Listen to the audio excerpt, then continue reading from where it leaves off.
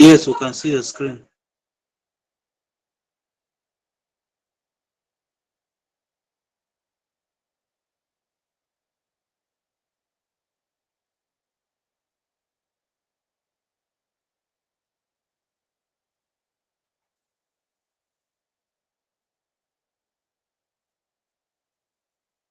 You can't see my screen.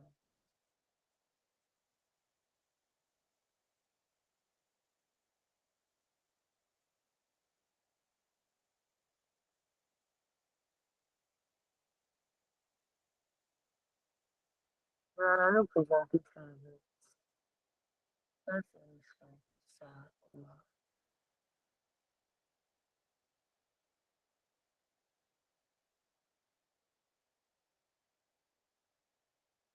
no problem.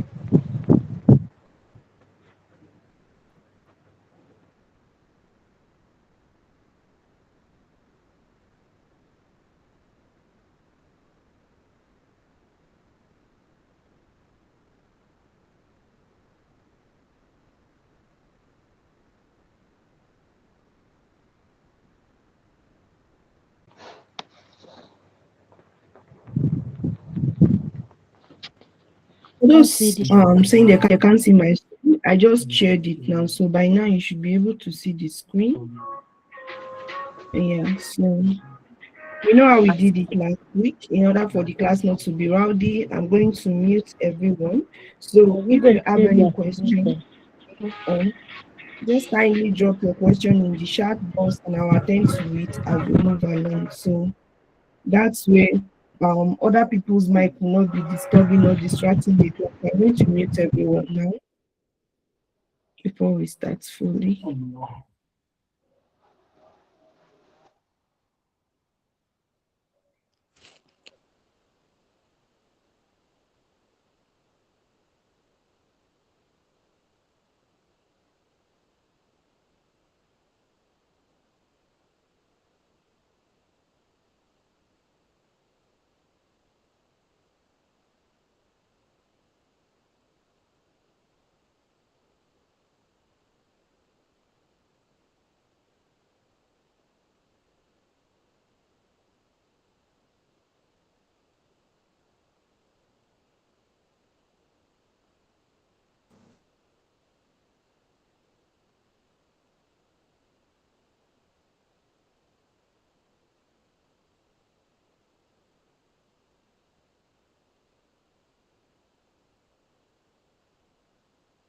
And if at any point you want to speak, just kindly indicate by raising your hand and I would allow you unmute your mic. For now, just make use of the chat box and I'll be attending to your questions.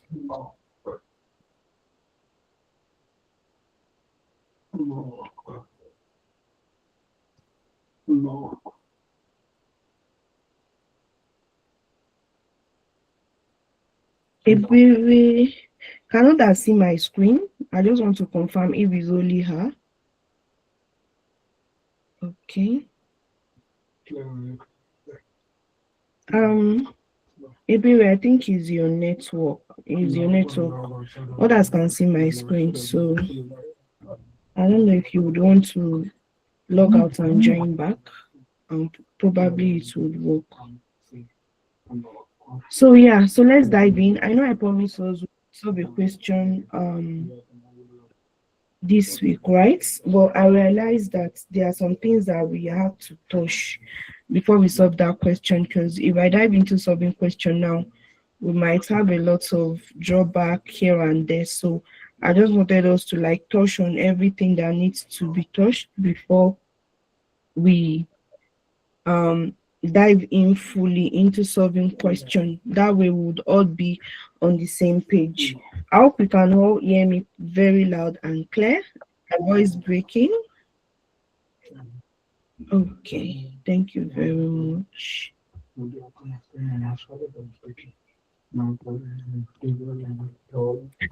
Um, yeah, so last week we actually did the introduction to cash flow for those that are just joining us today, and we defined that cash flow is our monthly statement that deals with actual cash inflow and outflow from the business, right? The money you spend and the money you receive into your bank account is what your cash flow shows you, and how that money flowed in or flowed out of the business. And also look at the different segments of cash flow. And we we actually pointed out that the cash flow statement is divided into three main segments, where we have the operating activities, the investing activities, and the financing activities. And I also made us to understand that the operating activities deal majorly with our core area of business and our working capital, right? So, and whenever you want to solve, or you're dealing with your cash flow from operating activities, your major focus should be on your income statement as well as your current assets and moving to investing activities. Just as the name implies, your investing activities is looking at those different investments in long-term investment precisely, right? And when you're dealing with your investing activities, your major focus is going to be on um your non-current assets, right? Your non-current assets, this part is looking at whether you spent money to acquire more assets, or you sold an asset, or you made an investment that would actually yield dividends. So that's all your investing activity segment of the cash flow looks at. And also went on to talk about the financing activities, which is looking at how you're able to source money to finance your business. And when you're looking at your financing activities, your major focus should be on your equity and your long-term liability. And I think that was what we did last week. And we'll also look at the two method of solving cash flow statements, where we have the direct and the indirect method. And we also were able to, break down or go through what the indirect method was all about, and also share through the direct method templates. And I also pointed out that the difference between the direct and the indirect method is how you present your cash flow from operating activities. The other two segments would remain the same under both methods, right? So that's what we did, and we that was where we wrap it up last week. So this week we will want to dive further, right, to understand these things deeper. That is how they really work when it comes to we bringing in figures and all. So that's why I didn't want us to solve anything, because I want us all to be on the same page, and then we would solve questions together. So any class that will be solving question, we're probably are going to dedicate that whole class to solving question, which means that we would solve more than one question using both the direct and the indirect methods. Yeah, so that's what we're going to do. So let's move on. I wanted to start from the cash flow from using the direct method, but before then, let's just have like a quick recap of the indirect method, just to ensure that we are still on the same page, right? So yeah, if you remember last week, I told you that when it comes to your indirect method, the first thing you are going to bring down, or you're starting with, is none other thing than your profit before tax, right? And that you are going to make adjustment for the non-cash item, where you're talking about your depreciation, you're talking about your um profit or loss from sales or disposal, and you're also talking about the other non-cash item, right? Then after that, you go ahead and make adjustment for your working capital. That is where we talk about your trade payables, your change in inventory, and all, right? So there's an example here that shows you how you're going to look at that change. So whenever you're being presented by a question, you'll be given two different years together, just as you're seeing here, right? You would have 2009 and 2008. So what you have in 2008 would represent your closing balance as at the previous period, which would be the opening balance for this period. And any figure you have under 2009 is the closing balance as at the current period. So when we are talking about the change now, change is looking at the difference between what you opened with and what you have currently. So if we are looking at this two figures, for example, now at the beginning of the year, your allowance for doubtful debt was 4,500, right? And at the closing, it is 6,500. So is this an increase or decrease, right? If you look at it very closely, it is an increase, right? It is an increase. And how do you know the increase? You do 6,500 minus 4,500, and the increase in allowance for doubtful debt is 2,000, and it is that 2,000 that is going into your cash flow statement, right? Same thing applies to your receivables and others, right? For example, this is our trade receivable. I saw one example here. Okay, they said a company had a receivable at the beginning of the period of 6,000 and at the end of the period 9,000. If you compare what we had at the beginning with what we have at the ending of the period, you would see that our trade receivable increased by how much? By 9,000 minus 6,000, which is 3,000. So what we will now be showing in our cash flow statement is increase in receivable of 3,000 naira, and that's what we'll be showing, right? That is what we'll show in our cash flow statement. Under our working capital adjustment, you will see it's much clearer when we have a full questions that we are solving. And remember, I mentioned earlier that when your assets increase, you're deducting it, and the reason why you're doing that is for the fact that for your asset to increase, you must spend money, right? You have to spend money. There has to be a cash outflow from your account for your asset to increase, and for that reason you're deducting. So whether there is an actual cash flow or not, that adjustment for non-cash movement, right, or this working capital adjustment to take care of it. Let's say, for example, now you bought an inventory on credit, you're yet to pay for it, right? Under your working capital adjustments in the cash flow, there's going to be increase in inventory, right? Because your inventory is increasing, we are going to deduct it, right? Now you've not paid for it, right? And what effect will that have on your trade payable? It means that your trade payable is going to increase by that same amount, right? So by the time you do plus and minus, the is it accrual be effect of that transaction would be nilled off. So that is the essence of the working capital adjustments under the indirect method, and how it helps us to take care of transactions that does not involve cash movements. So that's just basically it, right?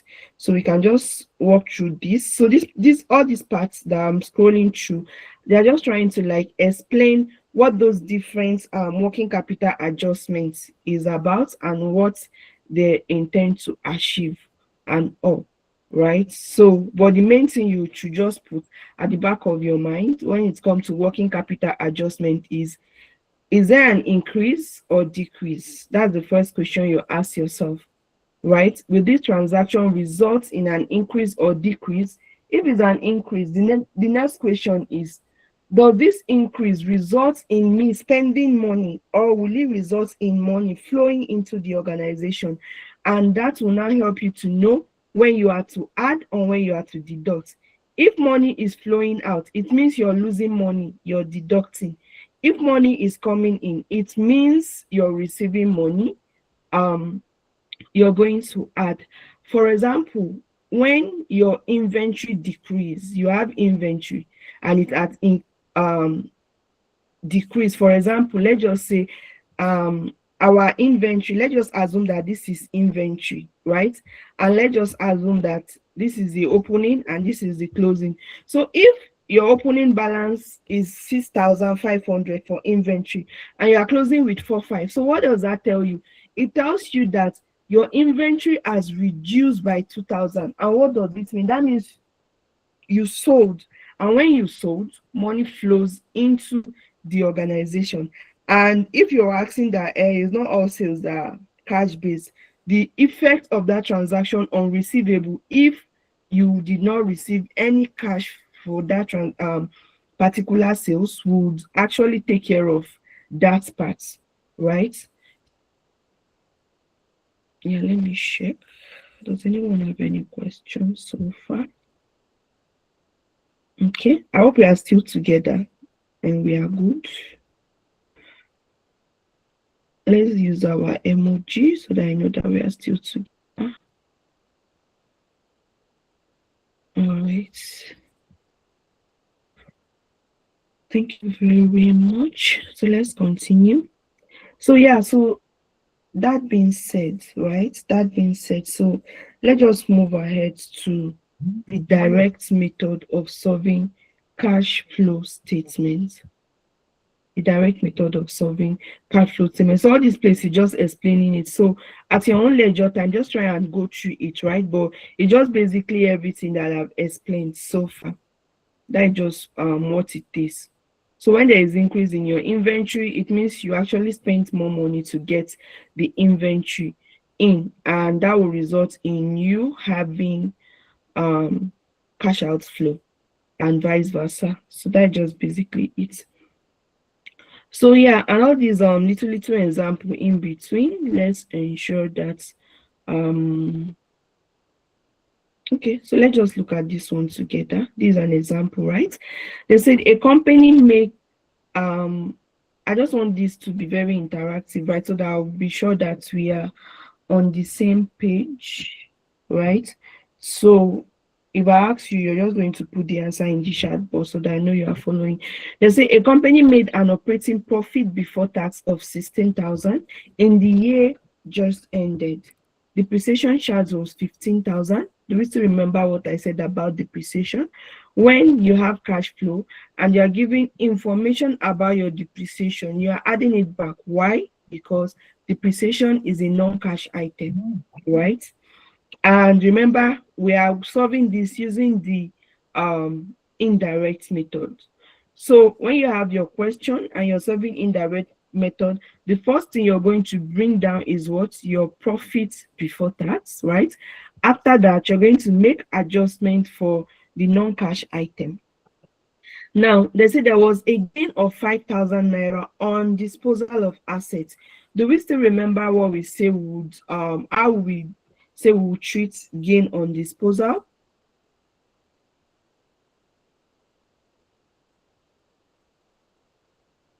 No, the answer just yeah, thank you very much, Ganyu.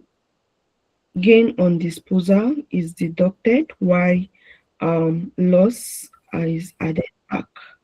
Exactly. Thank you, Sherman. Thank you. So that's what we are going to do with this. So what this means is that, right, if you have your paper, you're going to bring down what the profit before tax. We are going to add back our depreciation, deduct this gain on disposal, right? And there were no interest charge, right? That means there was no interest for the year, so you don't have any business with all that. So the next thing is for us to do our working capital adjustment. So now I'll be asking you, and please don't be shy, just drop your answer. If you're not correct, I'll say the correct thing and you will learn how to be treated. So now we have our trade receivable, we have our inventory, and we have our trade payable. So the way we are going to do it is that this is the value of trade receivable or each of these variables at the beginning and at the end. So the first question is, was there an increase or decrease? And the second question is, are we to add or to deduct, right? So we'll start with our receivable, and you will tell me whether there was an increase or a decrease in receivable. Now, for the receivable at the beginning of the year, this was the balance on our receivable account. And at the end of the year, the balance is now what? 6,000 naira. So the question now is, did our trade receivable increase or decrease? By how much? And are we adding or we are deducting? So let me see our answers in the chat box. Let's be okay. Let me see. The first person here says there is a decrease, right? 3,000. We add it back. Okay. Receivable decrease, we add back. We are adding. Thank you very much, everyone. Right? We are all on points. Yeah, thank you. We are all on points. Yeah, so that's it. So the question now is, how do you now calculate your increase or decrease? It's not going to be your 9,000 naira minus your 6,000, and that was how they got the 3,000 that everyone is posting in the chat box. And they are correct when they say we are adding back. Why are we adding back? It takes us back to the two questions I said you would ask yourself. When there is a decrease or increase in any working capital, the first question is, will this increase or decrease? Or the first question is it an increase or decrease? We've gotten it that, okay, 6,000 is lesser than 9,000. That means there was a decrease in our receivable. The second question now is, this decrease, will it result in cash inflow into the company, or will it result into us losing money? Now, what is receivable? Receivable are people that are owing us, that we're expecting to get money from. So if at the beginning of the year, the people are owing us 9,000, and at the ending, people are now owing us 6,000. So what it means is that those people, some people that were owing us had already paid us. And how much did they pay us? 3,000. And how did that 3,000, is it like an inflow to us? Yes, they paid us, we have received the cash, and that is the reason why we are adding, right? That's why we are adding back. For those that do not understand why we are adding back receivable, that is just the reason why we are adding back receivables. Yeah, so let's move on. Let me quickly add some people, then we move on. Yeah, so next is inventory. At the beginning of the period, our inventory is 3,000, and at the end of the period, our inventory is now 5,000 naira. So the first question is there an increase or decrease in inventory, and how do we treat it? Then you add why, so that I'll be sure that you're really getting what you're getting the real gist. So let's have your answers.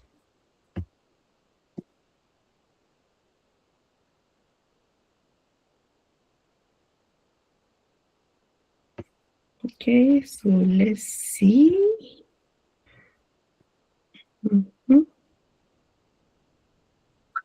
Okay, the first one say increased by 2,000. Exactly, you're correct. Increased by 2,000 because it's a cash out. Exactly. Increase, then we'll deduct it. Exactly. I'm happy that we are really getting this. So we're all correct, right? Our inventory increased by 2,000 naira. And how did you get the 2,000? It is 5,000 minus 3,000, which is the opening balance. And that is the amount by which our inventory increase. Inventory will not increase if you do not spend money to bring it in, right? So that's it. We are good with that. So the next thing is trade payable. At the beginning of the period, our trade payable is 4,000, and at the closing, trade payable is now 6,500. Was there an increase or decrease, and how do we treat this? Right? Remember, payable is a liability, and the way you treat liability when there is increase differs from the way you treat assets. Right? It's just like the opposite of it. So let's see. Okay, increase, increase, increase. Okay, let's see. Increase is an outflow 2000. Okay, I want to check where this one starts from. Increase, deduct, yeah. So we got that. So let's move on.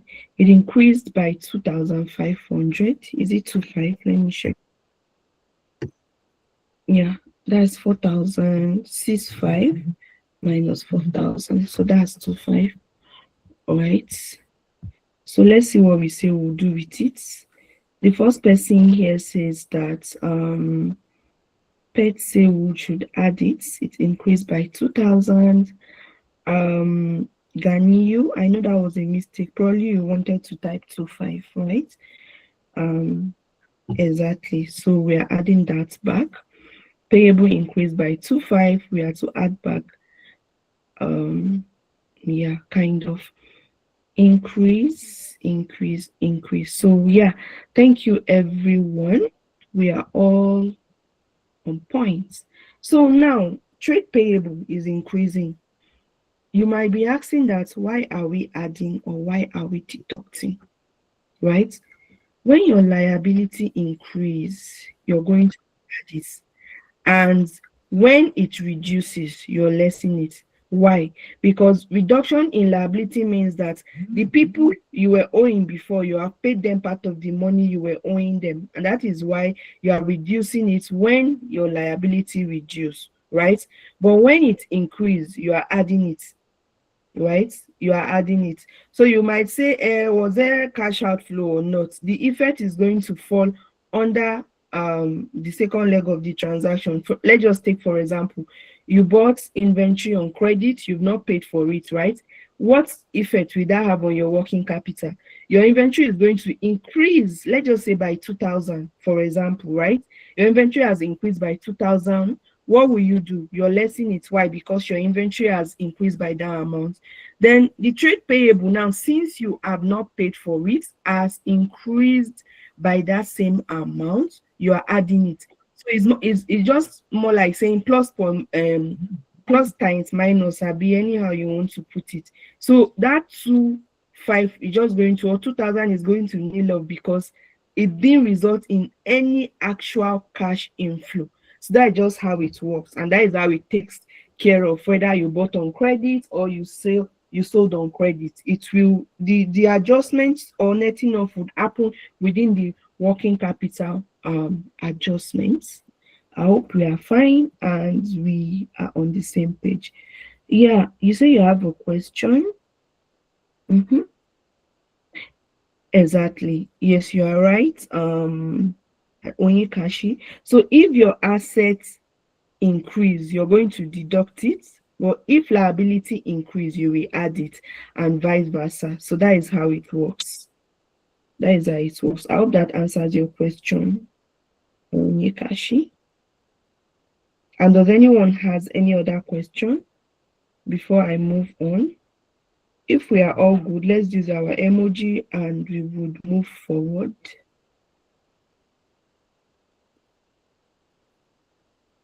Thank you, Emmanuel. Assets, give you actual cash stand, okay? Positive, it means cash inflow. Okay. So thank you, Nikashi, for that addition. You said I do not really understand.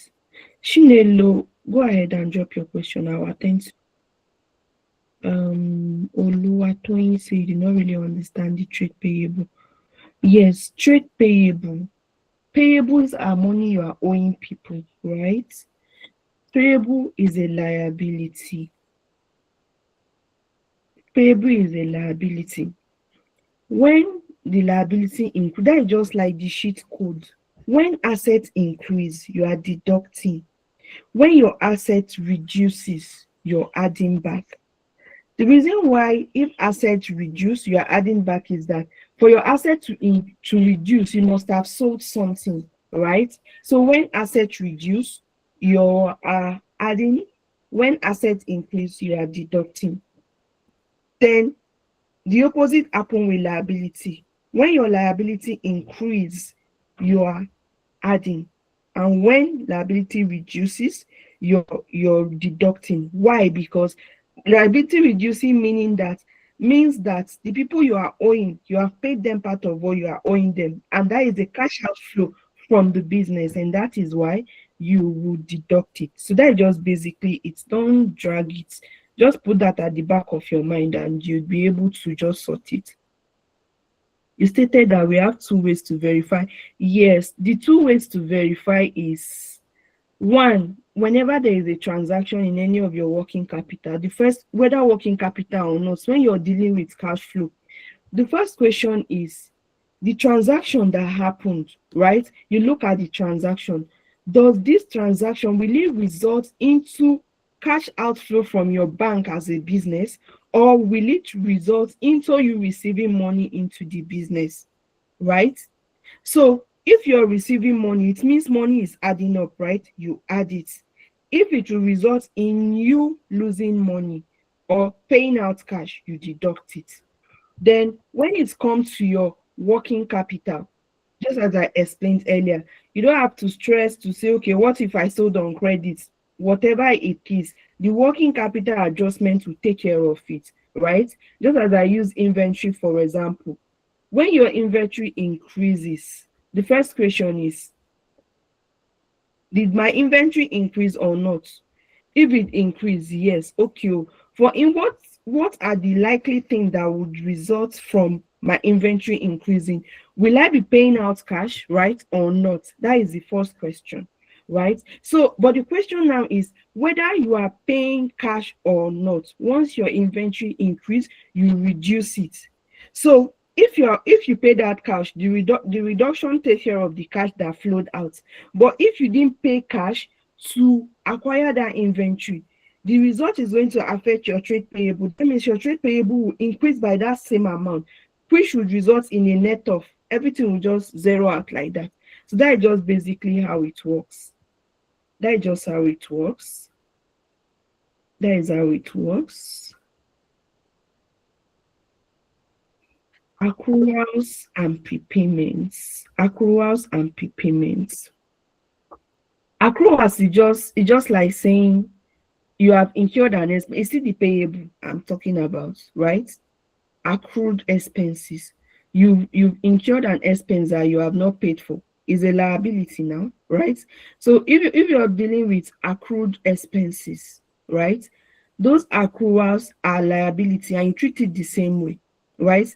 Prepayment, you have paid money out, right? Money that you've not enjoyed. Prepayment is part of your asset, so you treat it the same way you treat asset. If it increase, you deduct it, right?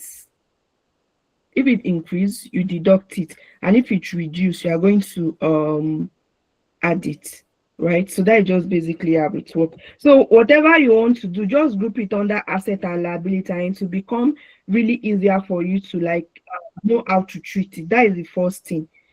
You already know that asset you add it, liability you deduct, right?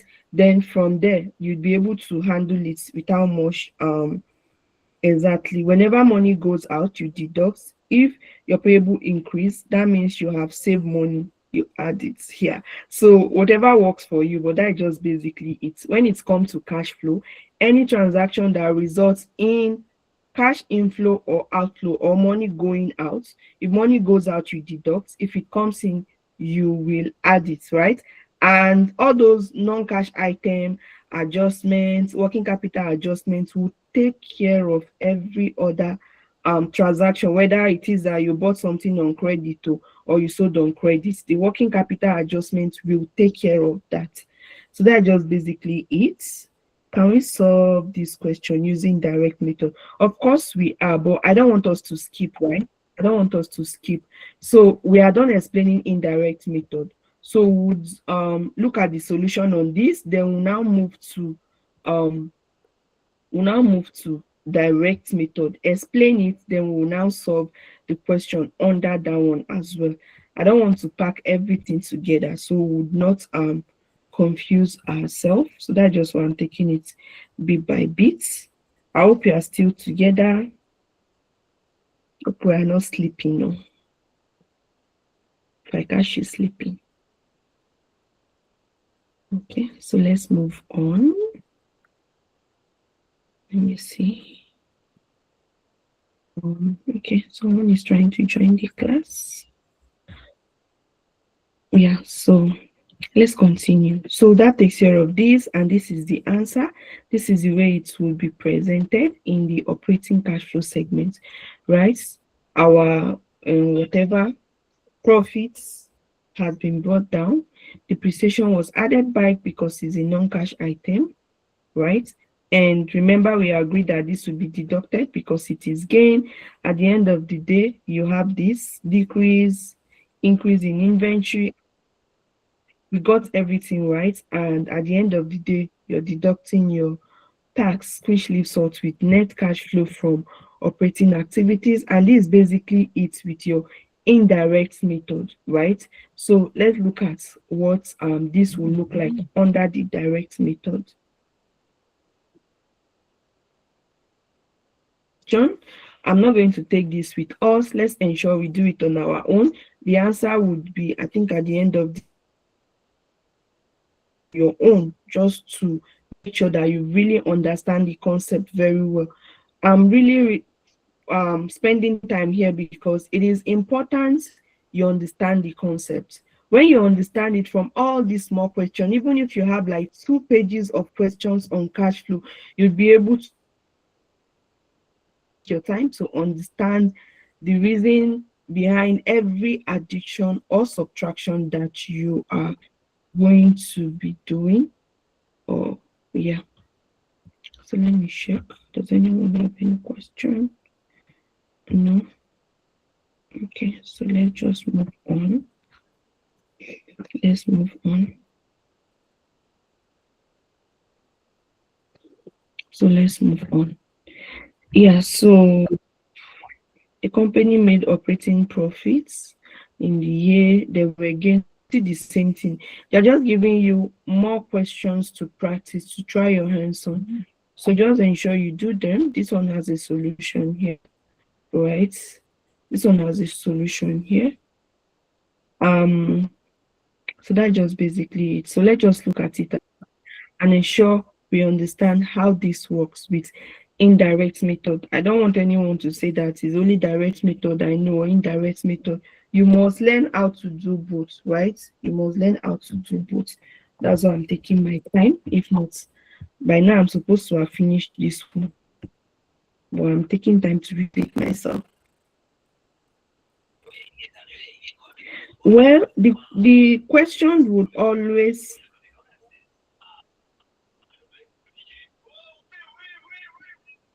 Ma, please solve a question for us. Don't worry, Blessing. We would solve a question, right? That is, I just want us to finish this. Our next class, by God's grace, we'll just focus on solving question. I want us to go through this direct method, even if it's only the operating activity, just the part we have treated that we can solve. We'll do that, right? Don't worry, you understand everything. I'll walk you through everything. Yeah, so the question will always specify which method to use. It's not always silent. But if it's silent, just do one and move on, right? If they want you to, is it usually specify which method to use. They'll specify it. Either you have to use both or you have to use one. So Ikeshukuda is just it. And if it's silent, it's the one that you can, the method that is you can use. Exactly. Because if I did not walk you through all this and I dive into question, we'll still come back to all these questions. So that is just why. So just follow through, note all the key points so that when we understand why we are doing what we are doing. So that is just it. So yeah, that being said, I'm going to look at cash flow from operating activities using the direct method. Now, the direct method template, just as I told you, the last time. This is just basically it, right? Remember, the indirect method is starting with what? Your profits before tax. This one is starting with cash receipt from customer. The next one is cash payment to supplier, cash payment to employee, and cash payment for other operating expenses. And I told you the other time that this one is just like a template. When they say use direct method, you have to just bring down this thing, whether there was any information or need or not. So the first thing you have to do before you even solve anything is to just bring down the template like this: cash received from customer, cash payment to supplier, cash payment to employee, and cash paid for other operating expenses. Just write it down first before you go and solve, right? So if you can cram it, just cram it. It just this four. Is it 4 or 5? This is 4, right? So you just bring it down first, then before you now start calculating for each of these figures, and we will dive into how you would calculate for each of them, right? So yeah, so that is just it. Then every other part is the same thing, right? Remember, when we've done all this, we would now deduct our tax and our interest. That part still remain the same. So but this is just what differentiates your direct from your indirect method. So just look at it very well, right? Look at it very well. See the indirect method, you're starting with your what? Profit before tax, you're making all these adjustments, then your working capital. Then the direct method is just this 4 that you are bringing down: cash received from, cash payment to supplier, and that. Let me see. I think I have a question in this. Yes, you have to follow the arrangement the way it is like that. I read KG. You say my screen is not showing. Can any other person see my screen? Or is it only I think it's your network. Oh. You might want to just log out and come back again. Just come back. I'll add you back. Yeah, so let's continue so that I'll finish this today and solve question next week. And solve question next week. I'm coming. With the task paid on, will be given in the question. Are we to calculate it out? They give you in the question. They will give you in the question. So the way your question comes is that they will give you your income statement and your balance sheet, and that's what you prepare it from. So don't worry, you will see it. You will see it when we start the question. Can the material be shared? Which material? Okay, I will share it on the I'm using. I will share it on the group. For the benefit of those that are joining us for the first time, I will share the material on the group. I will share it. Yeah, so let's move on, please.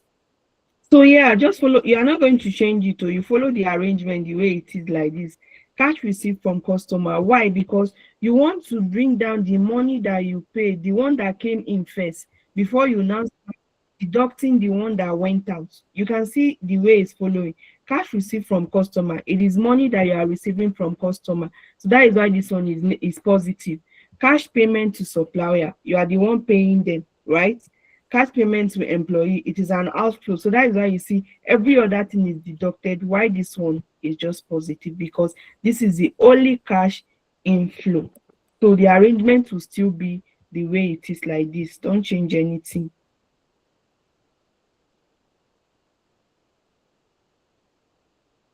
Should we add tax paid, interest paid to other expense? Okay, so just hold on, right? We'll break down each of these line item. We'll break everything down and you will see how it works. So we are going to calculate and work for each of these line item to get the figure. You not just get it, something you have to work out. So that is what we'll be doing now. This one I'm just trying to explain to you that you have to bring it down the way it is. Don't go and start your own to say cash payment to supplier first before you now bring cash receipt from customer. It has to be in this order, only these 4 items. So that is it. Yeah, so let's move on. Okay. They say the tax is therefore to establish the amount for cash receipt, cash payment in an examination. You might be expected to calculate any of these cash flow from figures in the opening and closing statement, right? So it's from the question they give you that you will calculate all these things from, right? That you calculate it from. Yeah, so okay. So the very first thing we are going to calculate is cash receipt from customer. Cash receipt from customer. How do you calculate cash receipt from customer? Now, when we are talking about cash receipt from customer, the very first thing that should come to your mind is before you receive cash from customer, we are talking about sales, right? What are those things that has to do with sales? If you're selling, receivable will come into play, right? That means for you to calculate your cash received from customer, you're going to consider the sales value given to you in your income statement. You're going to consider your receivable figure, both the opening and the closing, as given to you. And that way you will now be able to arrive at the actual amount that you received from your customer during that period from the total sales that you made, right? And that is how you will calculate it. Now, the methods that you can calculate, that you can use to calculate it, right? We have the T method and this method. I always advise people to go with this because this one is more direct, right? For those whose debit entry this thing leg is checking, this one might actually confuse you a bit, but I always advise that you go with this one. And what's the template? Write it. The template is the same for everything you are going to calculate. The first thing you're going to bring down is your trade receivable at the beginning. Why are you bringing down your trade receivable? Because we are talking about cash received from customer. Receivable are those money that your customers are owing you. So you want to see the amounts people are owing you at the beginning of the year, the sales that you made during that year, less the amount that people were owing you at the end of the year. And that will now give you the actual cash that you receive from them during the year. Now, this figure, you might be asking me that where will I get it?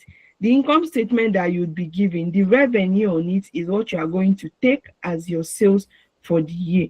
And you take your trade receivable at the beginning, add the sales to it, and less your trade receivable at the end of the year, and that would give you cash sales during the year. I hope we are clear on this one.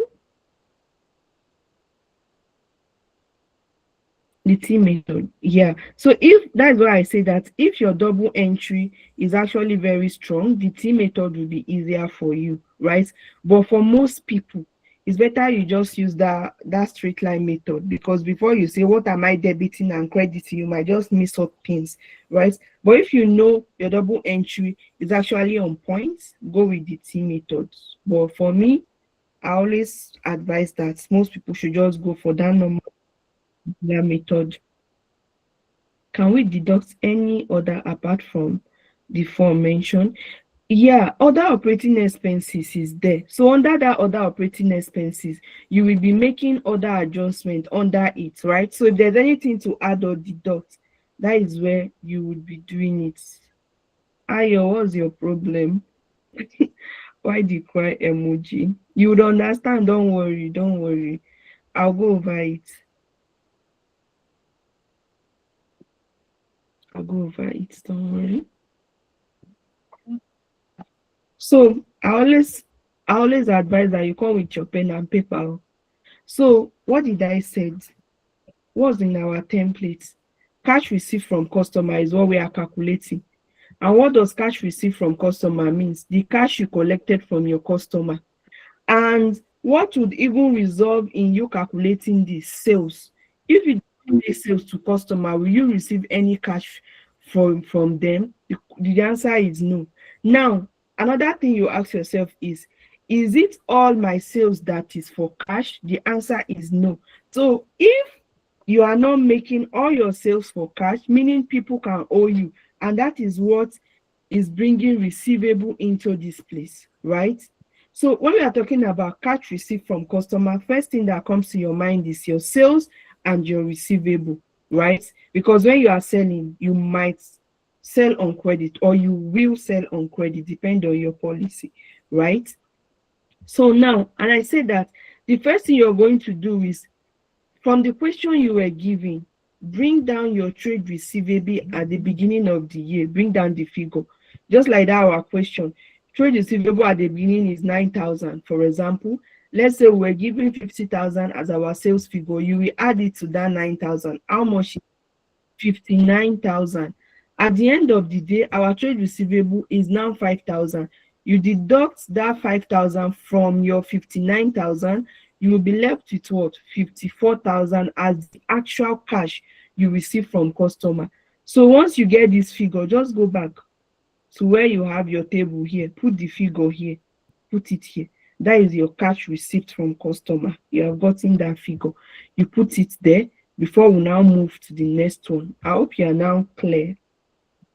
Ayo and others.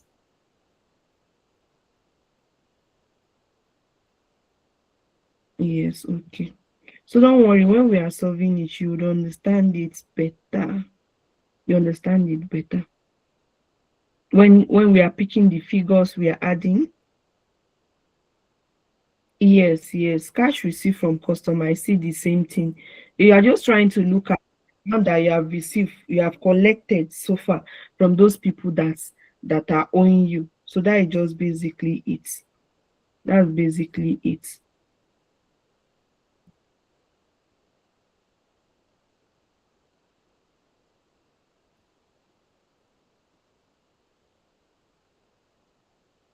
Yeah, so that's just basically it. So once you get your figure like this, just come back to this place and drop it. You have calculated it already, drop it. If it's working one, or you can just put a little bracket here and say working one to refer them back to where you did your little calculation. So having gotten that, the next thing is cash payment to supplier. Now, just as received from customer, when we are talking about cash payment to supplier, the first thing that should come to your mind is what? Purchase. Because if you did not buy something, there is nothing that will join you and supplier now, right? And what are the other things that can relate to your purchase? Payable. Why? Because it might be that it is not all your purchase that you are paying for with cash, right? And that is what will bring your payable into play. And what do you do in this case? Just as we did with this first, so I told you that that template is what we are going to do for everything. So the first thing you are going to bring down is what? Your opening payable. Why are you bringing payable? Because we are looking at money you paid for material or money you paid to supplier, right?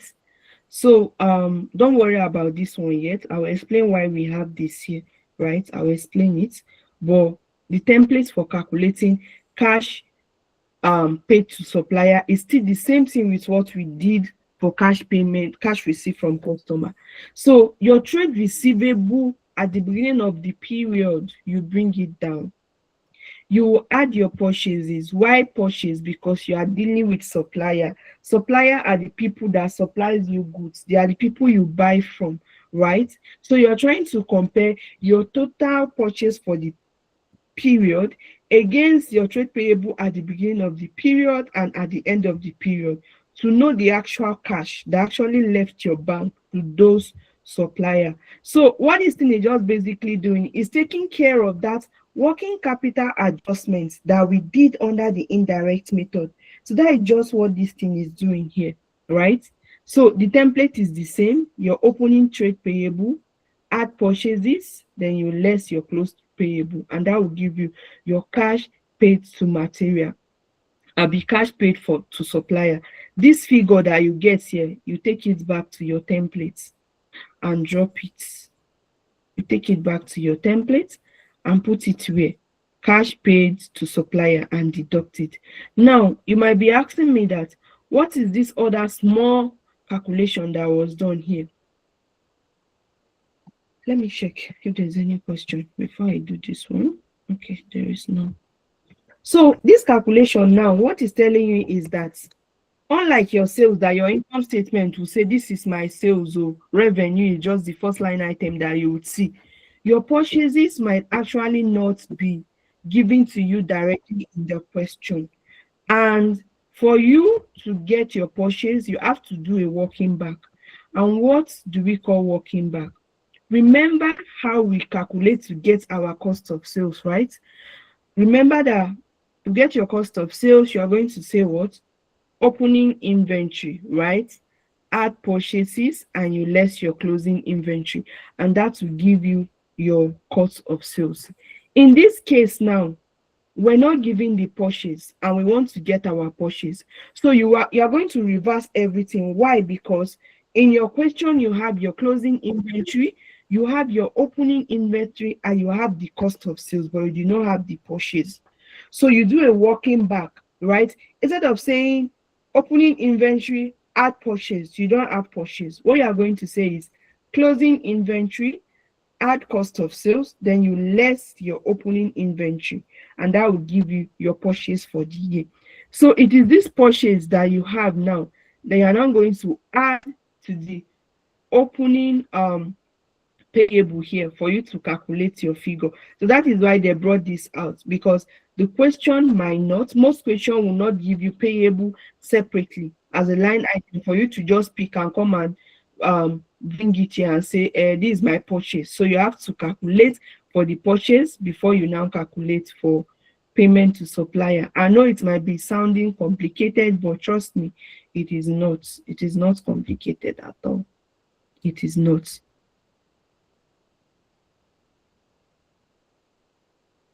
Why will they give us purchase for beginning?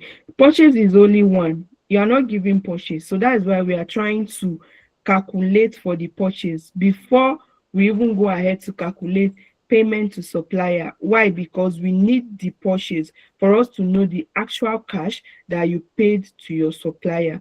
And the purchase will not be given to us directly in the question.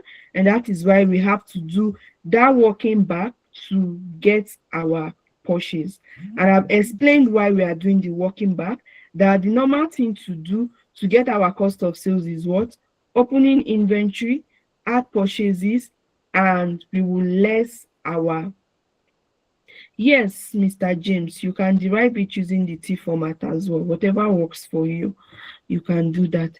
So to calculate our cost of sales, remember we'll do opening inventory, add purchases, less closing inventory. Now, from the question we'll be given, we'll have our opening inventory, we'll have our closing inventory. The cost of sales will be in the income statement, but we do not have purchase. So that is why you will now use this format, right, to do a work back. Do a work back in order for you to get your purchase. So what you do is closing inventory is what you are going to bring down first. The cost of sales you have, you add it to it, then you will now deduct your opening inventory, and that will give you your cost of sales. So once that will give you your purchases rather. So once you have your purchase, you move this purchase figure into your main calculation, which is this guy. This is where we are going, but we need the purchase figure in order to get the cash paid to supplier. So Mr. James, you that is asking, you can also use T format to calculate it, the purchase. So just about you knowing your double entry, just as I mentioned earlier, right? Just as I mentioned earlier, but for this particular one, just use this straight tabular method. It's more easy to understand, right? So that is just it.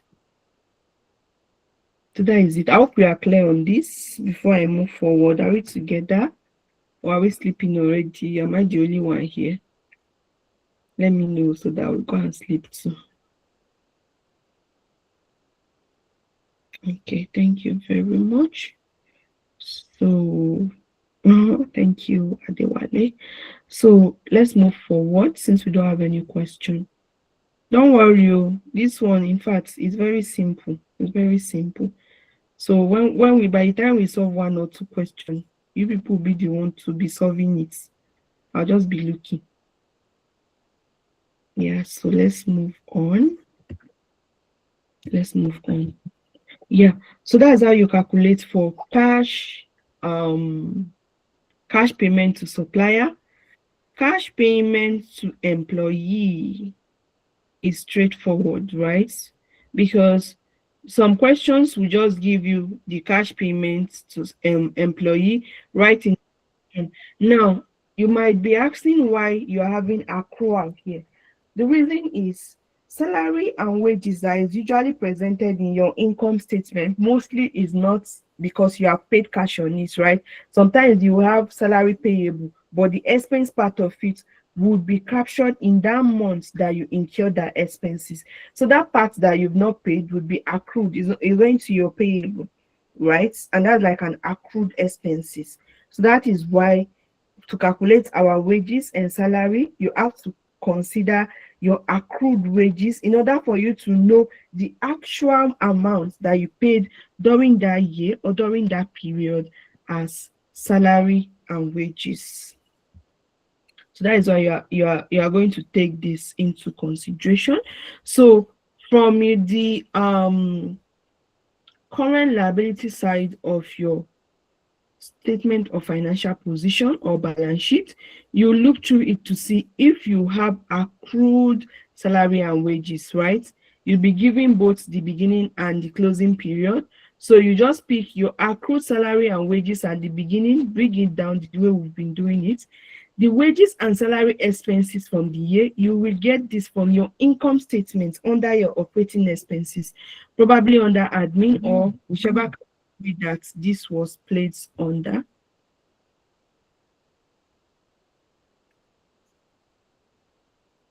Yeah, so whichever category. Can we see hear me? Yeah, okay. So that is where you are going to get this from. You add it to it and you less your accrued wages and salary at the end of the year. Once you less it, what you would have is the actual cash that you paid for salary at the end of the period. You take it and take it back to um your templates. You have your figure now, so you just come there and put it here. Cash payment to employee and deduct it. Why? Because it's an outflow to the organization.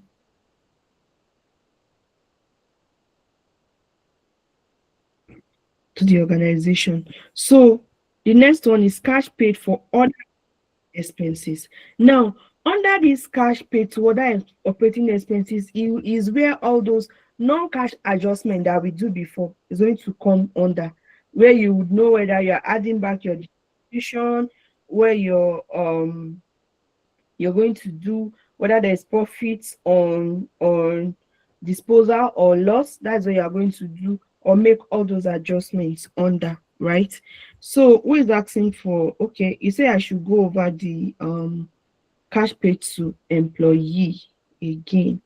Yeah, so what I said is when you have salary and wages in your income statement, it does not mean that you have paid it to. That is where accrual basis comes in. And that is why you are seeing accrued salary and wages. When you have a question like that, you go to your current liability side to see what your accrued expense relates to. So if you have accrued or salary payable, whichever way they present it, the opening balance there, you will bring it down from your income statement. What is the total salary and wages for the period? You add it, then you less the closing, and that will give you what? The actual cash that was paid as salary and wages period. So that is just basically it. And that is just to take care of those other parts that does not really involve cash, the non-cash transaction. So that's just basically it. So the next one and the last one under the direct method is the adjustment for other operating expenses.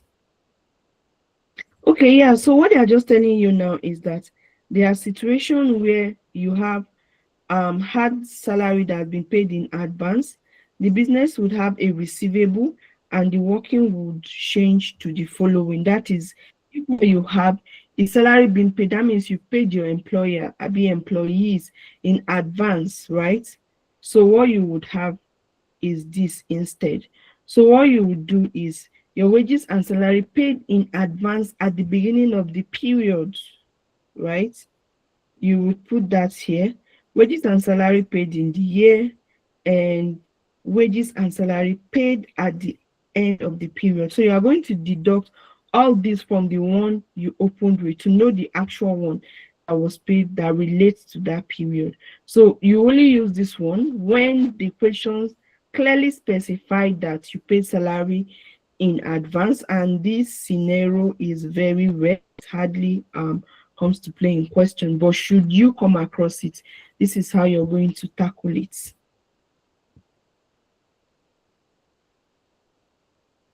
This is how you're going to tackle it. So yeah, so let's move on to the next one, which is cash paid for other operating expenses. Remember, under our indirect method, after we bring down our profit before tax, the next thing is what to say our non-cash item, abi adjustment, where we have our depreciation, our profits, on disposal or gain, right? So this is where all those other aspects fall under, right?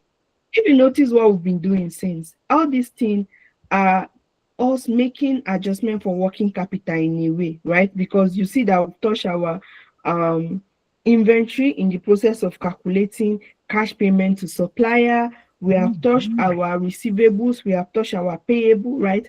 That is us indirectly making adjustment for our working capital.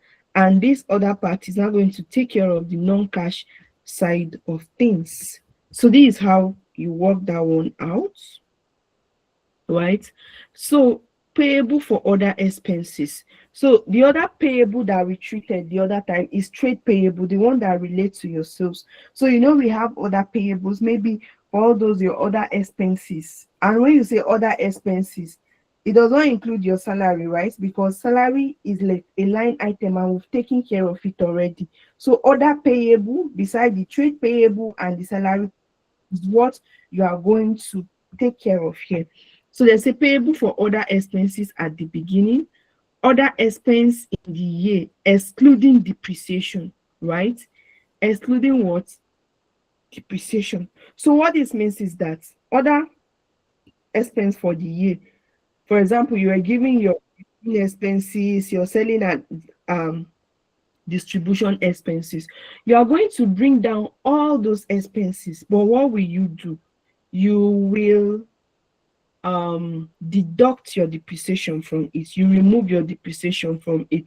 So if they tell you that depreciation is this also figure and it's part of admin expenses, so you're going to remove that figure from it.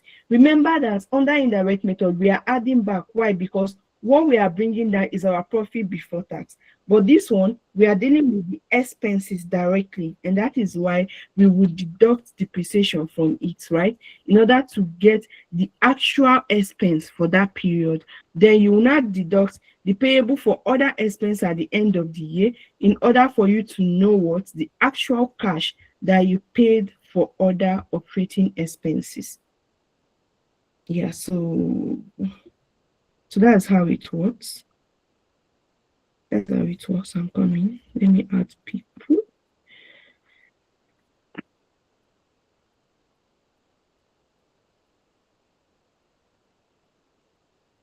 Yes, yes. General expense, admin, all those expenses. So, but what you're reducing is what? Your depreciation.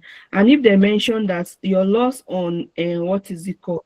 Disposal of asset is already part of it, you're going to remove it from it. So that's just how it works.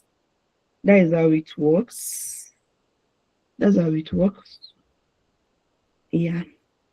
So I said your other payable. So this other payable now, it does not include your trade payable because we have used that one to calculate what payment made to supplier, right? It does not include your salary payables. Why? Because we have used that one to calculate for payment to employee. So every other payable you have on your account is what you are going to bring down the beginning balance. Then your other expense, this other expense is now saying your admin expenses, your selling and distribution, and all those other expenses. You're going to bring it down here. and remove what your depreciation from it. You remove your depreciation from it and less the payable at the end to know the actual amount that you paid for expenses.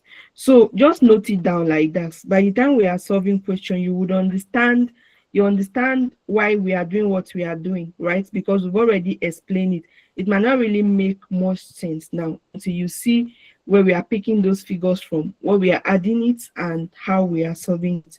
It would make more sense. But for now, I just want you to note it, note these templates, understand, get the explanation, the reason behind everything we are adding or subtracting, just the way I'm explaining so that by the time we are solving, we will not be wondering why are you doing this or why are we doing that, so that we would move um a bit faster. So that will move a bit faster. So yes, that's just basically it. And yeah, I've explained this already, right? That your payable for other expenses excludes accrued wages, right? Because we have used that one already. Accrued interest charges, right? You'll also remove accrued interest charges and taxation if it's part of it, and taxation payable. So you're going to exclude it from it. The reason being that you're going to use the accrued interest and the taxation to calculate, to know the actual taxation paid at the end of the period, for you to now deduct it to arrive at your what? Cash flow from operating activities. And that just basic. And we have a question here, right, that we can just quickly use to understand how this work, right? So, and they are telling us to use this question to solve the direct and the indirect method. So one thing I want you to note, your operating activities under both direct and indirect method would always give you the same answer, right? Because one way or the other, you are still making the same adjustments in different ways. So you would still arrive at the same answer.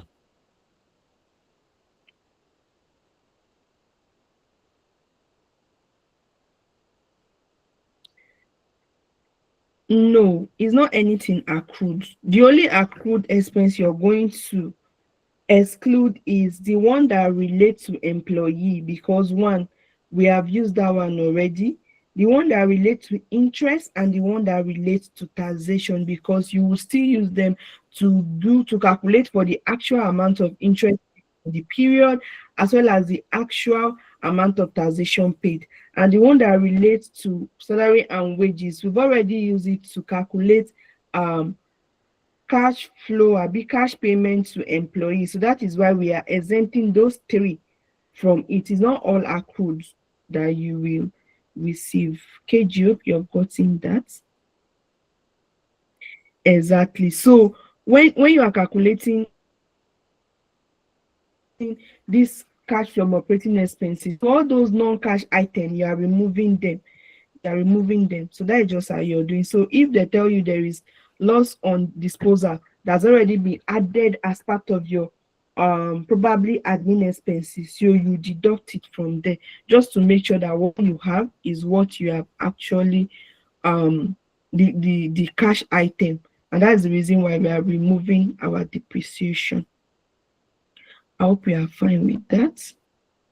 So let's just quickly run through this question. Ensure you press your calculator as we are doing it, so that you're not just looking at the solution and nodding it. We are working through it together.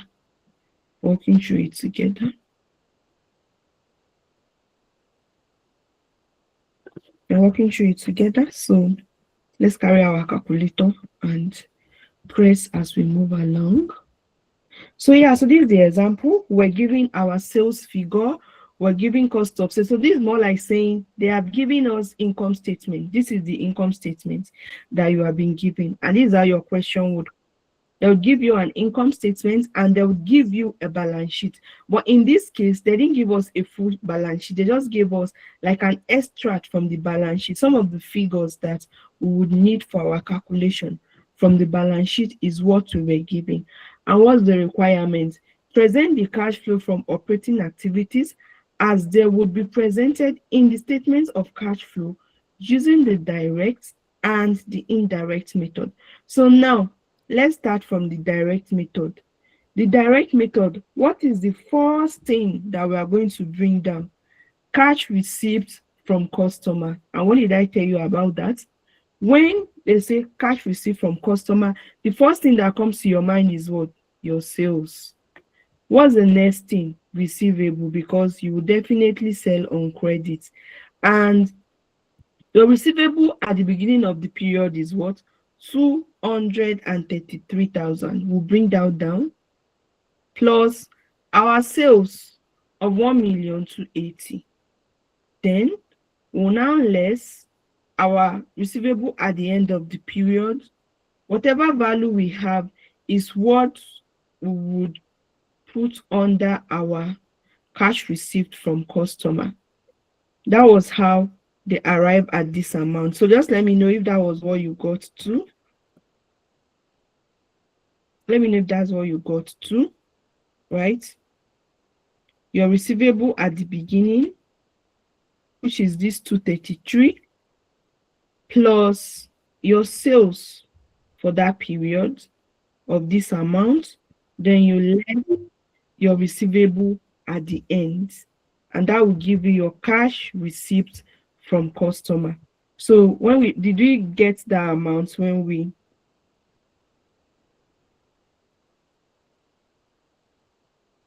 we got it, right?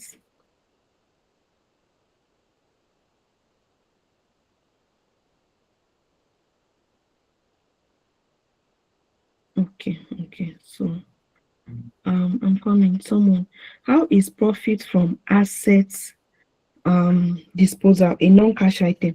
Is a non-cash item because for you to know whether there is profit on disposal or there is loss on disposal, it's just like more like you saying you're comparing your carrying amounts, right, against your sales profit.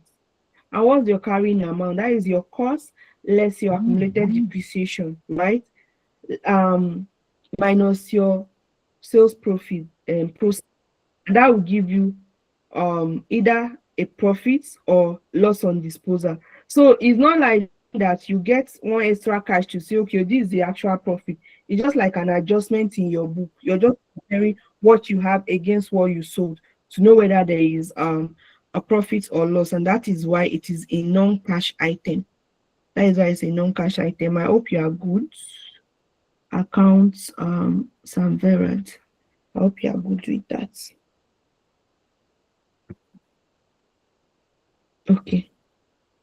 So yeah, so that's how they got the value. So if you got this, that means we are on the same page. This is our cash received from customer. This is the money we received from our customer for the period, right?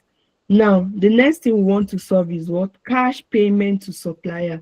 Remember I said when we are talking about cash payment to supplier, the first thing that should come to your mind is what? Your purchase, because if you did not purchase, you are not owing, you have nothing to do with supplier. And if you're making purchase, other likely things that can happen is that it might be that you make purchase on credit, and that brings what? Your payable.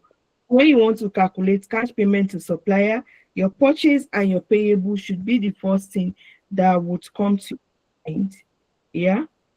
Nuruddin, can you drop your question in the chat box, please? I would let you speak shortly, right? Once it's 9:40, I would give you guys the chance to speak with your mic. Yeah.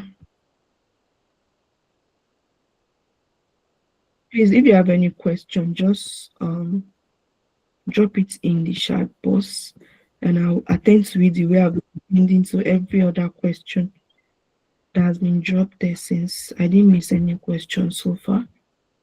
So Mr. Nuruddin and Mr. Razak, kindly drop your question in the chat box. I'll attend to it. Thank you. So yeah, so when we talk about cash payment to suppliers, so your purchase and your payable should be the first thing that comes to mind. So let's go back to our question. What's the first thing we pick? Our trade payable at the beginning of the year is what? 102,000. Then we'll add our purchase to it. Now, if we check this entire question, we do not have purchase here, do we? No, but we have what? Cost of sales. and we have both our opening and closing inventory. So for us to be able to do the opening payable, add purchase, less closing payable, we need to calculate our purchase first. And how do we calculate it? Right? How do we calculate it? You will say closing inventory, which is 124,000, plus your cost of sales. How much is our cost of sales? 400K. You add those two together. Then you will now less your opening inventory of this amount, and that would give you your purchase. Let me take it up to where it was. I didn't want to go to the workings before, but for this particular purchase, I think I need to go there. Yeah. So your opening inventory, be your closing inventory, you bring it, add your cost of sales, then you less your opening. So this is now your what? Purchase that you would use 406 now, right? That we are not going to use against our payable at the beginning, which is 102. We'll add that purchase that we calculated, and we will less the payable at the end of the period to get this 383,000, which is the cash paid to supplier. This amount, that was how it was arrived at. I hope we are on the same page. Cash payment to supplier is showing working 3 instead of working 2. Yeah, so I think the reason why it's showing that working 3 um is because of that purchase workings, right?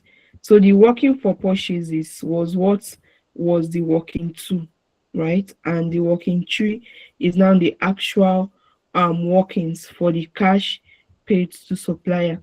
So you might want to do your own to say that working 3A and working 3B, but whichever one works for you better. But when probably the examiner is going through it, they will understand what you did. So for clarity's sake, you can just do it like this, right? Or you do your working 3 as your working 2 as your cash higher. The under working 3, you have working 3A, then you calculate your purchase under it. Whichever one works for you better and be best is what you would do. You would use. Yeah. If there is cost of sales and purchase. If you are giving purchase direct in the figure, don't bother yourself. Just use your purchase and leave the cost of sales, right? So, but we are doing all this one because we were not giving purchase. So that is why we are doing the work back. So, but if the question purchase that specify that purchase for the period is this so amount, don't even stress yourself. Just go straight to say opening payable, add purchase, less closing payable, and you would have your cash paying to uh supplier for the period. That's all. So it's just in situation where you are not giving that you would have to do all these workings. So the next one is cash payment to employee. So we'll go back to our question and see how we are going to trace that out. Now, cash payment to employee. You see that under our income statement, we have what? Wages and salary. So now this 290 that we have here is not the actual money that was paid for that period. Part of this amount, we have accrued wages and salary, right? The one that they've not yet paid. But because we are following the accrual concept, right? They have to expense it at that period when that expense was incurred, right? So now, what do? You now come here and say, okay, since I have accrued salary for the period, what's my accrued salary at the beginning of the period? 8,000. What is the wages in the income statement? 290. 8,000 plus 290, that would be 298, right? Minus 5,000, which is the closing accrued wages, and that is how they got this figure here. That's how they got this figure here. That's how they got it here. So that is just basically it. That's how they got it here.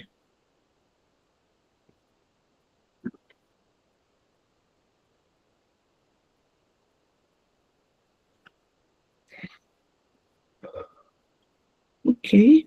Note yet? You said I should recap. So what I said is, when you have your income statement and they present you with salary and wages on it, the fact that you have salary and wages that is 290 here does not mean that that was the actual amount you paid for salary for that period, right? Part of this money, your accrued salary and wages is part of it, salary payable. For example, maybe you work in an organization that pays January salary in February. In January, they are going to capture the total amount of salary, which is 290, as the salary expenses for that month, right? Then they'll have another second leg of that transaction to be salary payable, right? So that payable part now is what we are talking about, that we are referring to as accrued expenses. Why? Because you have incurred this expense, but you are yet to pay for it, right? But because you have not paid for it, did not stop you from bringing it on your income statement. And that is why we are making this adjustment to ensure that what we are bringing into our cash flow is the actual amount that was paid.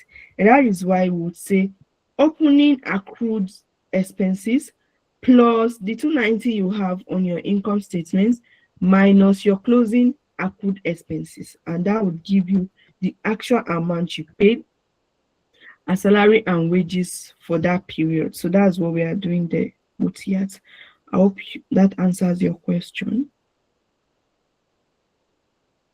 Okay, I hope that answers your question. All right. So let's go. Let's go.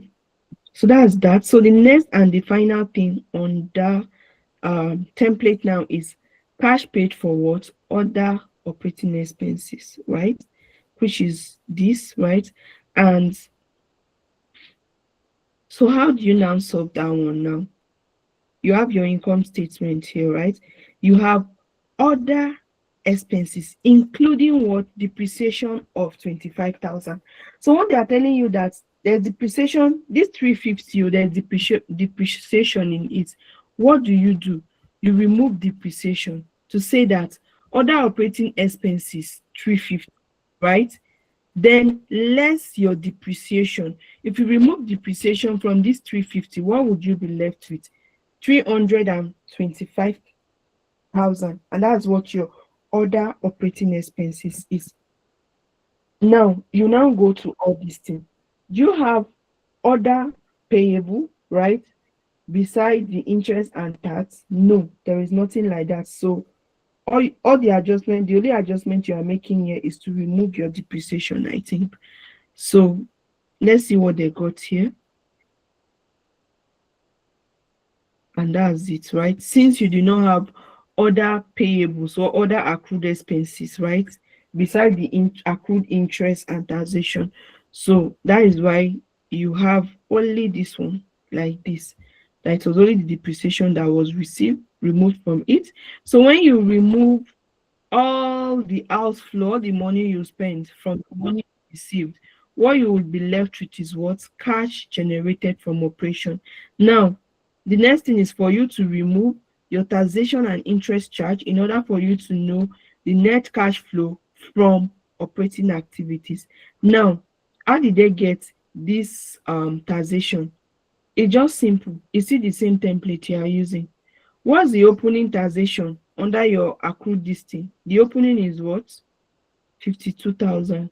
What is the taxation on your profits or loss? It is 40,000, right? You add it, then you now remove the closing, which is 52, and that's what would give you. The reason why they are still doing this is just to remove that effect of accrued, right, or deferred. For example, you put taxation that, okay, this is the taxation I'm supposed to pay. You have not paid it yet, so you are going to capture the accrued part of it, and we need to remove that part. So that is why you are doing all those adjustments. So let me scroll it to where they make the they did the working so that you would see it. I hope we are still together, or some people have gone to sleep and left me here. Yeah, so the beginning one was brought down. What you have under your income statement that was given to us, you add it, you less the closing, and that would give you the figure for both interest and your taxation, because on your income statement they gave us interest separately. That interest, you might be wondering that at the question they gave me there is no interest on it. Interest is the same thing as your finance costs, right? So if you have finance costs on your income statement, it's still the same thing they are talking about. So when you have interest charge here, it might be that what you see there is finance costs, so it's still the same thing. So that's just how you get it, right? And once you deduct the taxation and the interest, what you would be left with is your net cash flow from operating activities. Now, let's solve the same question using the indirect method, right? Let's solve the same question using the indirect method and see what we would get. Then you now be the judge now to tell me which one is straight to the point. So now for the indirect methods, okay, let me duplicate this page so that I'll not be scrolling up and down. I'll duplicate it. Hope we are together. Do we have any question? Let me check if there's any question. Oh, you say I should recap on taxation. Yeah, it's the same thing. You're just bringing down your opening taxation under the liability side. So if taxation is there, it means that it's an accrued tax, right? You bring down the opening taxation, add the taxation for the period as presented in your income statement, and less the closing, and that would leave you with the actual amount you paid as tax for the period. The reason why we are doing all this adjustment is to remove that non-cash element, that accrued element of this transaction. Why? Because this is cash flow, and cash flow is looking at what? The actual cash that you either received or paid out of your business. So just in a minute, I will stop sharing my screen and I'll just share, just so we can have both tabs side by side. And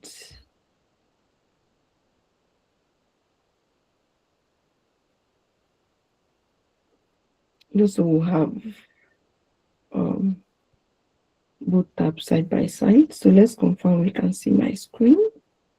Is it up yet? And can we see it? Okay. So so this is it. This is the indirect method. So I want to put it to the question side and also the solution, right? So that we'll pick the figure and we'll see where the figure is going to. They'll not be scrolling up and down. So that's just why I'm doing it like that. So remember when I said indirect methods, once they give you your income statement, what is the first thing you are going to do? Profit before tax. That's your number one business, right? So you pick your profit before tax and bring it here, right here. This is your profit before tax. You drop it. The next thing is what? Adjustment for what? Non-cash item. Adjustment for non-cash item. Now, the very first one on the list is what? Our depreciation. Just as I mentioned that depreciation is 25,000, right? And before they arrived at this profit before tax of 190, you see that depreciation is part of the expenses that was deducted to arrive at this 190. And that is why under indirect method, we are adding back that depreciation, right? Because it's a non-cash item. We are adding it back. The next thing is interest. You might now want to ask me that why are we adding back interest? Because that interest has a non-cash element, right? And secondly, at the end of the day, we are going to deduct interest down here, right? So there is need for us to add it back first, right? Why? Because we'll still use this figure to calculate for the actual cash that was paid for interest, right? So for that reason, if you have interest in your income statement, you add it back to your profit before tax, right? To have this particular amount. So what have we done so far? We picked our what? Profit before tax. We made adjustment for non-cash item, and in this case, the only thing we have is depreciation and the interest. So if you have profit on disposal or loss, this is where that would be coming in. But right now, We only have um what we have is what? The depreciation charge and the interest. So when you add that, this is what you have. Now, after that, what's the next adjustment that I say we will do? Working capital adjustment. And that is where we have to start looking at our working capital. So we are going to look at everything here, right? Except these two, because we are going to be using these two to calculate for the actual amount paid for interest or taxation. So this is your trade receivable at the beginning of the period. This is your trade receivable at the end. First question, was there an increase or decrease in trade receivable? And are you adding or you are subtracting? So you look at it, then you now decide what you're going to do.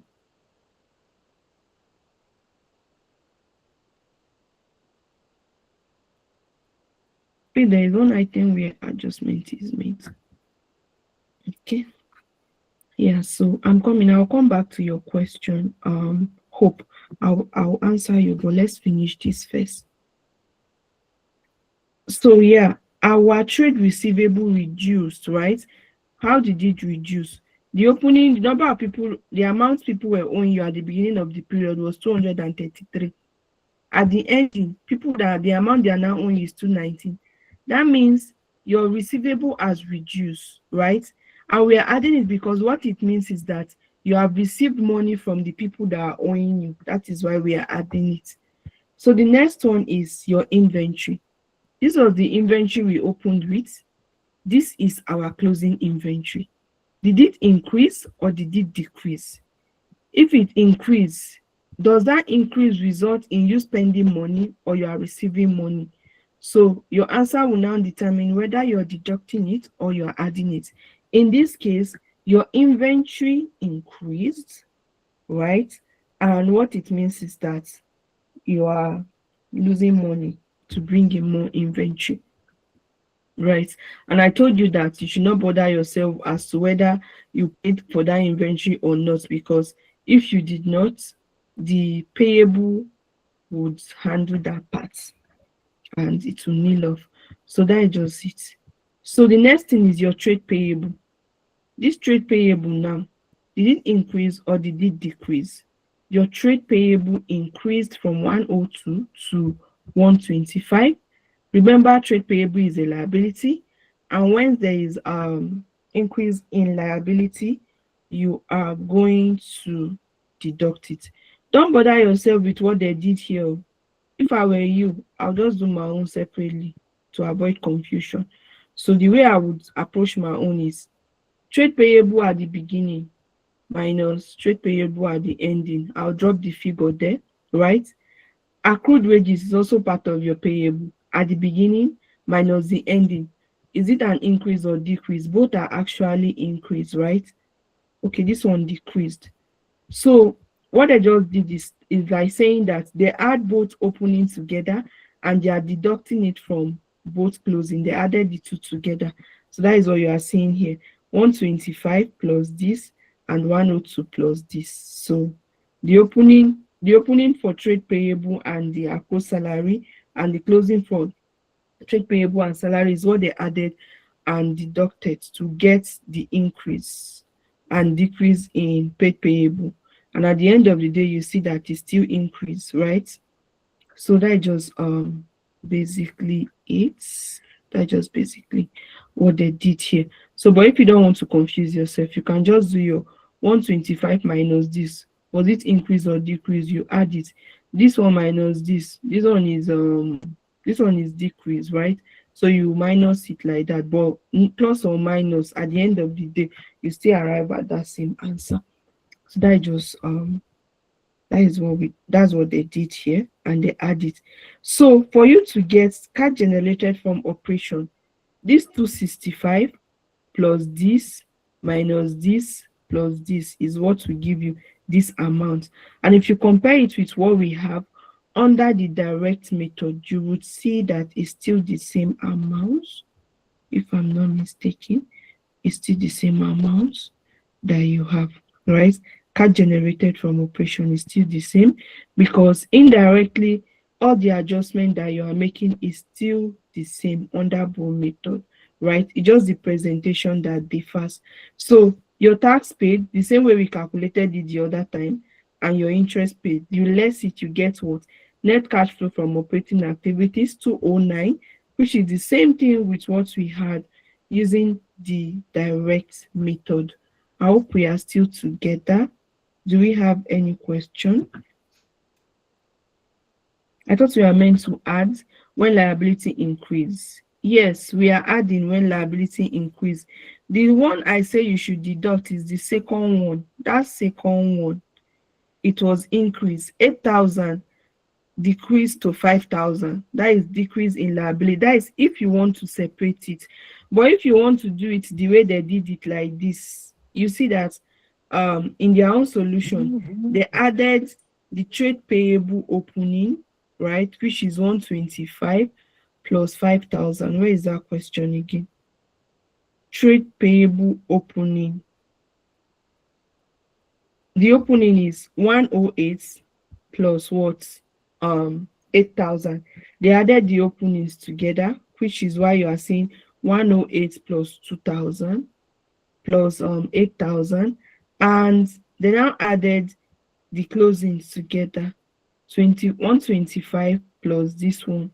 They added the two together, and they're just doing plus and minus. So what me, I was just trying to make it simpler in case some people will find it confusing. That is what I'm saying. Do 125 minus this first. This is clearly an increase, right? So you are adding it. Then you now come to say accrued wages and salary. Your beginning was 8,000, close is 5,000. There was a decrease. So that was what I'm saying, deduct this one, because decrease means that you've paid out money. So by the time you do whatever you got from here and this one, you will still arrive at the same answer. So that is what I meant though. That's what I meant. Okay, so please, there is one item where they are just Shinelo, I don't really understand your question. No. There is one item where adjustment is made, ending balance before opening balance. Which item is that? Okay, maybe you are talking about where we are making adjustment for purchase, where we are doing working back for purchase. That is the only place where we did where we had to bring down our closing inventory. We added our cost of sales and we less the opening inventory to get our purchase. And the second adjustment, the one you are talking about, is probably in situation where you have salary advance or something like that. So sorry to digress. I'm kind of confused on how we got the cash payments to supplier under the indirect method. Cash payment to supplier is under direct method where we got the purchase, but from there, yeah. So once you've gotten your purchase, you have gotten it. So your cash payment to supplier is simply saying your opening payable, your closing payable, and you will have your cash payment to supplier.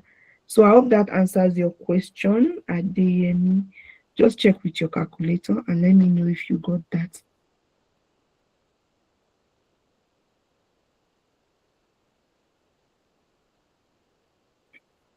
Okay.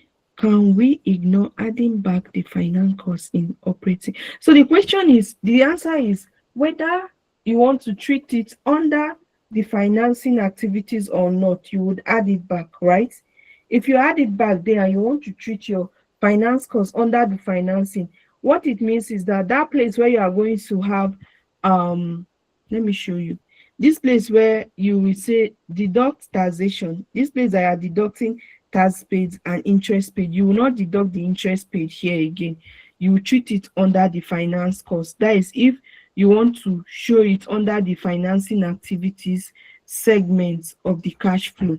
So, but this adding back, you must add it back here before you either deduct it here or choose to deduct it under your financing activities. So that's up to you actually, but either way, you have to add it back first before you do that. I hope that answers your question, Basi. So any other question before we call it a day or a night? Do you have any other question from anyone? I think with this, I can say I'm done with cash flow. Let me see what's left. So the only thing is for us to solve more questions. So please, if we want to help ourselves, okay, we can just say we are done with cash flow from in operating activities, but we have this other two segment. This one is not an issue, right?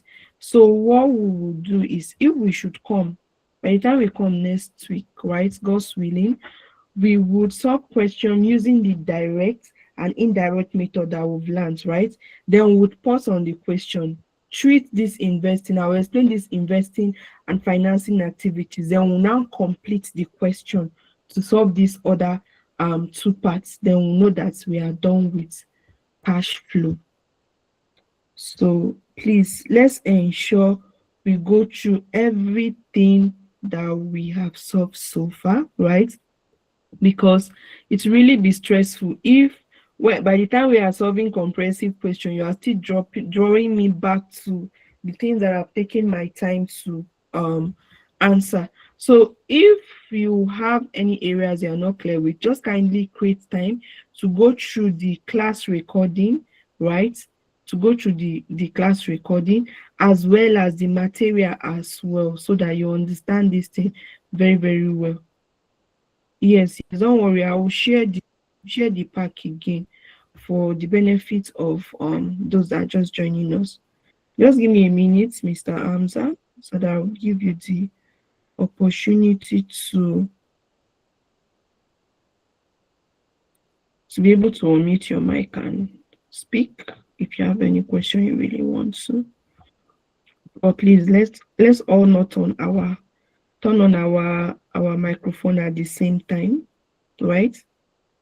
So Hamza, you can go ahead and unmute and ask your question. Okay, ma.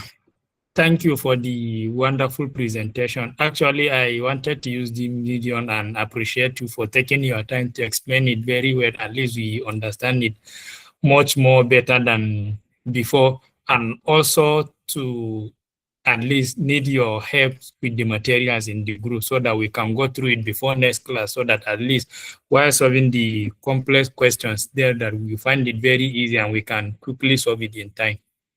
Thank you. Problem. I would, once I end the call now, I will share the material in the group and as well as the recording from our first class, so that you can just go through everything together for the benefit of those that are just joining us for the first time.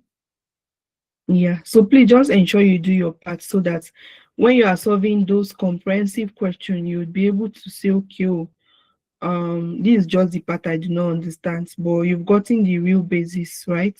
Because I've taken my time to explain it bit by bit. Yeah. Thank you, ma'am. Thank you. Any other person?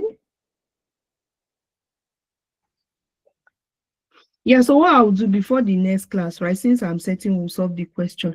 So any question we'll solve, I'll still drop it and tell us the particular question so that we can just go through it on our own and note those key areas we are having challenges, so that when we come and we are solving it, you will be able to address those areas specifically.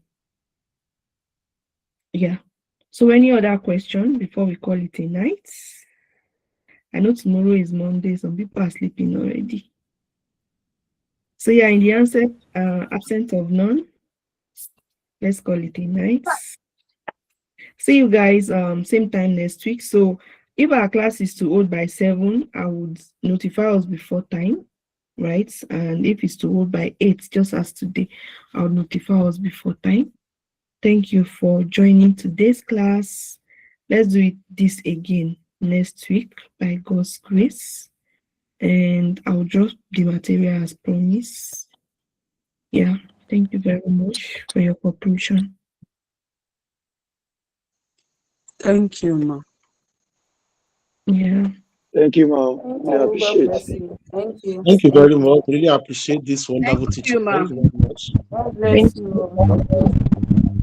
Thank you. God bless you. Thank you so much. Thank you, Mao. Thank you. Thank you. Welcome. Yeah, thank you so much. You're really grateful. Thank you. Bye.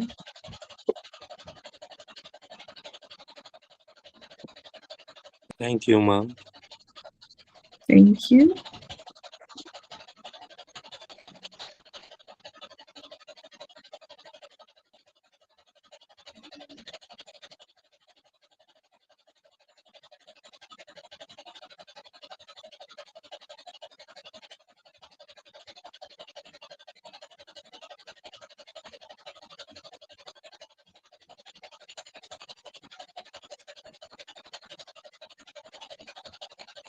Okay.